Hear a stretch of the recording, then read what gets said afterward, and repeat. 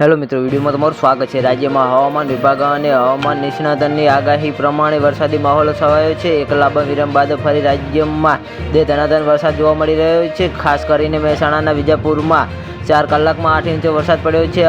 હવામાન વિભાગની નવી આગાહી સામે આવી છે। આજે શનિવારે બપોરે 1 વાગ્યાથી 4 વાગ્યા સુધીની આગાહી કરવામાં આવી છે, જેમાં ઉત્તર ગુજરાતના 4 અને દક્ષિણ ગુજરાતના 7 જિલ્લામાં રેડ એલર્ટ સાથે ભારે વરસાદની આગાહી કરવામાં આવી રહી છે। તો જે હા મિત્રો, હાલ મોટા અને મહત્વના સમાચાર સામે આવી રહ્યા છે। હવામાન વિભાગની આજે શનિવારે 4 વાગ્યા સુધીની આગાહીમાં કુલ 11 જિલ્લામાં રેડ એલર્ટ સાથે ભારે વરસાદની આગાહી આપવામાં આવી છે, જેમાં બનાસકાંઠા, પાટણ, મહેસાણા, સાબરકાંઠા, ભરૂચ, નર્મદા, સુરત, તાપી, નવસારી, ડાંગ, વલસાડનો સમાવેશ થાય છે।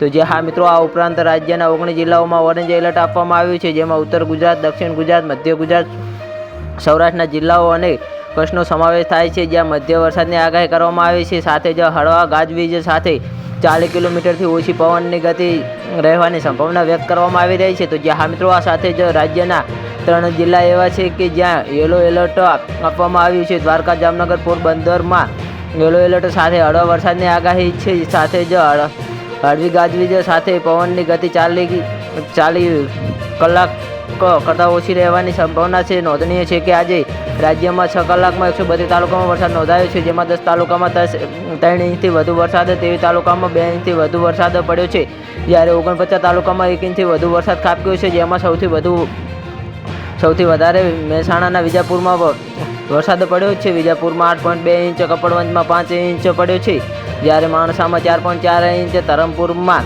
4.3 ઇંચ, ઉપરગામમાં 3.6 ઇંચ, પારડીમાં 3.5 ઇંચ વરસાદ નોંધાયો છે। તો જે હા મિત્રો, અમારો વિડીયો કેવો લાગ્યો અમારી કોમેન્ટ બોક્સમાં જરૂરથી જણાવજો, અને ચેનલ પર નવા હોય તો ચેનલને સબસ્ક્રાઈબ કરવાનું ના ભૂલતા। તો વિડીયો પૂરો જોવા બદલ તમારો ખૂબ ખૂબ આભાર।